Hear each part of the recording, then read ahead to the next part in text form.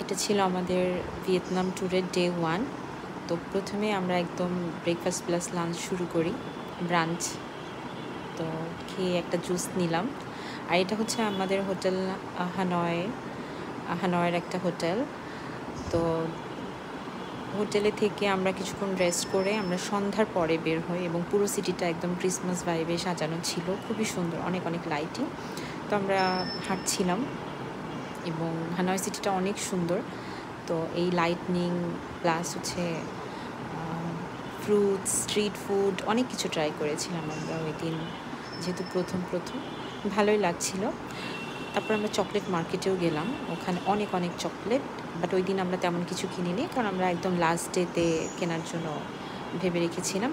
পর আবার হাঁটছিলাম আমরা একদম মেইন হানয়ের যে সিটি, ওখানে যাচ্ছিলাম, যেখানে সবাই মোটামুটি একসাথে গ্যাদার হয়।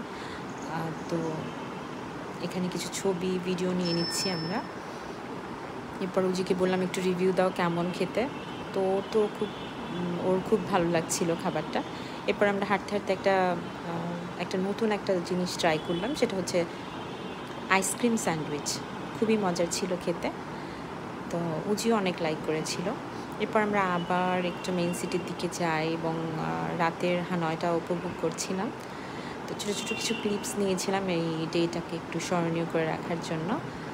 তো আমরা এরপর আবার হোটেলে ব্যাক করি, যদিও হোটেলে ব্যাক করে হোটেল থেকে একটু কফি টফি খেয়ে আমরা আবার বের হই সিটিটা ঘুরে দেখার জন্য, কারণ পরের দিন আমরা আবার অন্য কোথাও যাব।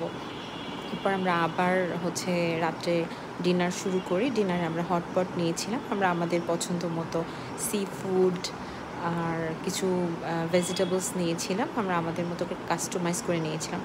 তো হিয়ার ইট ইজ, এটার সাথে কিছু স্ন্যাক্স হিসেবে আমরা আবার ফ্রেঞ্চ ফ্রাই নিয়েছিলাম। That is all for first day. So second day নিয়ে আমি আবারও আসবো।